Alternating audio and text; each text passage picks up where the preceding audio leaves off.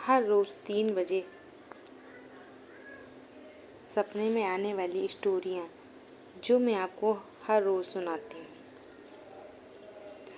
आज मैंने देखा एक मतलबी पति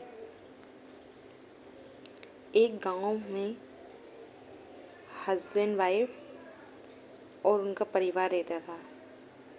गांव था गोरपुर।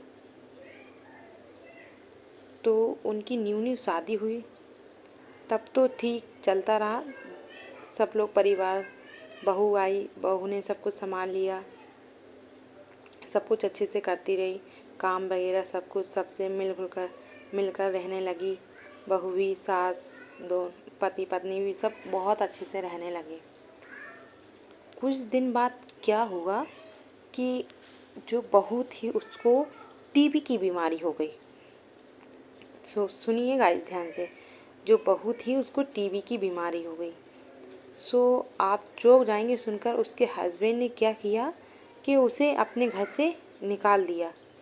तो बेचारी क्या करती, फिर अपने मायके में जाकर रहने लगी। उसके मम्मी पापा जो थे बहुत गरीब थे, बहुत गरीब होने के बावजूद भी उन्होंने उसे अपने पास रख लिया।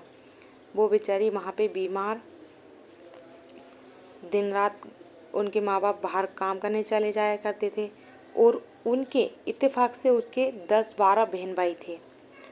तो उनको भी देखा करती थी और घर में सारा काम किया करती थी और कुछ पैसे कमाने के लिए बीड़ी बनाया करती थी, जो गांव में बनाई जाती है बीड़ी बनाया करती थी, और अपनी टीबी का इलाज भी करवा रही थी और उसका ध्यान भी रखती थी। और आपको ये इम्पोर्टेंट जानकारी ये है कि उसने हर रोज़ गौ माता, जो छोटी गौ माता होती है, उनका मूत्र हर रोज़ ताज़ा पी कर अपनी टीबी की बीमारी जड़ से ख़त्म कर ली।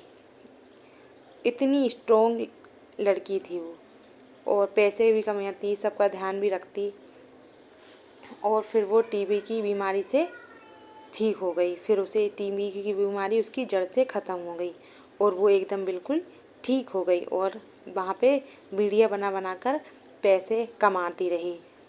फिर उसके मम्मी पापा जो थे, उनके 2-3 भाई बहनों की वहाँ पे शादी हुई, तब तक वो वहीं अपने मायके में रहती रही। फिर जब उसके ससुराल वालों को जब ये बात पता चली कि हमारी बहू पैसे कमाती है और उसकी टीबी की बीमारी जो है वो बिल्कुल ठीक हो गई है, तो फिर जो वो उसका पति था, जो मतलबी पति, फिर उसे उसके मायके लेने पहुंच गया। तो पहले तो वो नहीं आई और फिर उसके कुछ दिन बाद उसके मम्मी पापा ने भी उसको नहीं पहुंचाया, और फिर कुछ दिन बाद उसके सास ससुर उसको लेने गए, फिर नहीं आई। फिर वो गए और बहुत विनती वगैरह करने लगे कि हमसे गलती हो गई, ये वो। तो बेचारी फिर उनके साथ अपने ससुराल वापस आ गई। वापस आने के बाद में फिर उसको 4 लड़के हुए, एक साथ 4 लड़के। और आप चौंक जाएंगे कि स्वस्थ, बिल्कुल एकदम बिल्कुल स्वस्थ लड़के।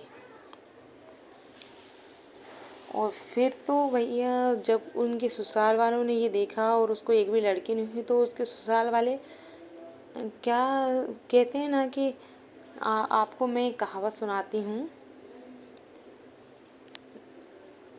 चलो आप कहानी आप यहीं तक करते हैं आज, फिर मैं आपको दूसरे वीडियो में कुछ और इंटरेस्टिंग सुनाती हूँ।